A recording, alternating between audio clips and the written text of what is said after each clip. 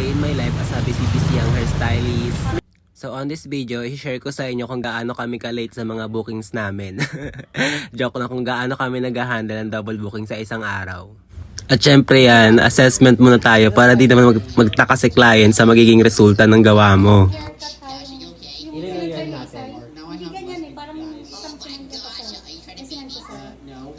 Asa IG? Check ko wait. I'm not sure if IG niya sinend.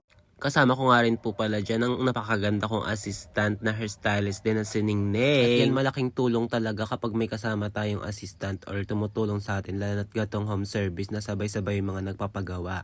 Tatlo nga pala yung client namin ngayon guys, dapat 4 sila kaso biglaan lang yung isa so hindi na kaya ng time kasi may booking pa kami after.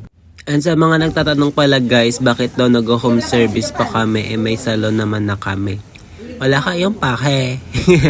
Joke lang, wala naman nagtanong. Kasi syempre yung hair studio namin or yung salon ay home base lang. So, depende pa rin sa client kung gusto niyang pumunta or papa-home service siya. Pero kung home service, may additional kami for transpo fee. At syempre, ang pinakaabangan lahat ng mga freelancer stylist sa pag-home service. Layer haircut lang natin para mas maganda yung atake ng kulay. At yan si client number 1 ay nagpa-copper na highlights at haircut. Client number 2 highlights at Brazilian hair botox. And then si client number 3 ay nagpa-high layered haircut at ash blonde na balayage. Thank you, Kat did my hair. Time check, 6:30. On the way na rin kami sa next client namin. Pagod, pero lalaban pa rin si Ningning. At ayun, inabutan nga ng rush hour, kaya na-late kami ng 30 minutes. Buti na lang talaga mabait si ma'am. Papagawa pala ng next client namin ay balayage na dark tone lang. Buti nga din pala short hair lang si ma'am, kaya medyo mas mabilis yung process. Unlike pag mahaba yung hair, mas matagal.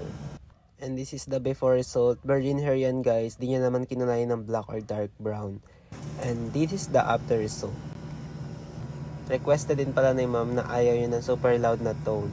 So nag-switch kami sa medyo dark at the same time medyo gray at medyo blonde pa rin yung color pero hindi masyadong pansin. Yung color nga pala ni ma'am guys ay dark ash brown na balayage, then yung base ay medium brown lang. Tapos na nga rin pala kami dito ng mga pasado 11 PM na.